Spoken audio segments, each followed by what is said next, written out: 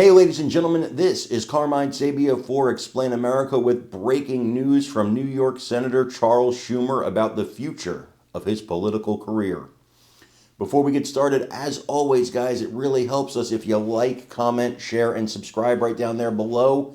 Guys, the algorithm is what it is, and when you do that, you really assist us to keep bringing conservative news to the people. So, Schumer appeared on MSNBC this morning and talked to perennial race baiter Al Sharpton, who, of course, has his own show on MSNBC, if you didn't know. And they talked about the state of the Democrat Party. Look, Schumer right now is trailing Alexandria Ocasio-Cortez in the polls to even keep his spot in the Senate, never mind Senate leadership, but his spot in the Senate in the state of New York, which has been his oyster for a long, long time. But now AOC is making gains. There is a lot of rumors that she's either going to run for Senate or president in 2028. Crazy, right? Can you imagine President AOC? I can't. But a lot of people couldn't imagine President Donald Trump, so you have to think about that. Anyway, the polls have been really unkind to Schumer, especially when it comes to his leadership position, and some Democrats have expressed concerns about him staying on as leader ever since he capitulated on the budget deal with to keep the government funded with the Republicans.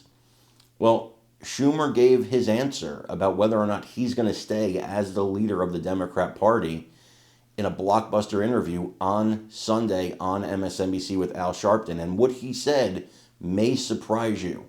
I want you to watch this video and let me know what you think in the comments. Now, let me bring this up. Illinois Senator Dick Durbin announced this week that he won't seek re-election ahead of midterms next year, bringing the number of Senate Democrats who've announced retirement to 4 since November. In every case, the senators were older than 65, and the retirements have already prompted waves of younger candidates to launch primary bids to succeed them. Is this a sign of generational change for the Democratic Party?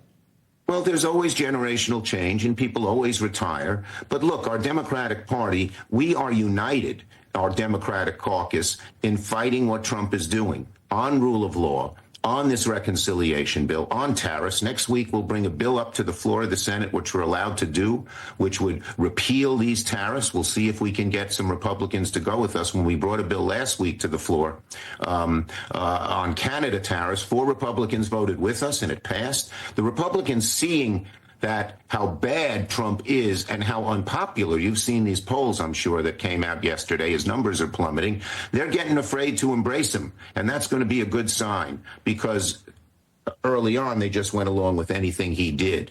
But we are united in our caucus. There are, we have a wide range of people and views, but we're all united in fighting Trump.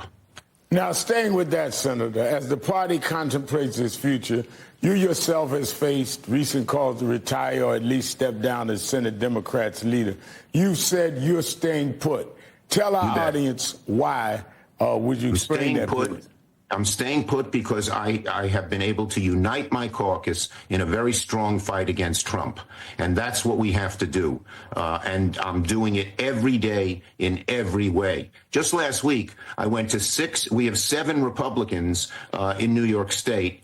And I went to 6 of their districts and blasted them for cutting Medicaid, for cutting foods, cutting SNAP, doing the tariffs, cutting Social Security.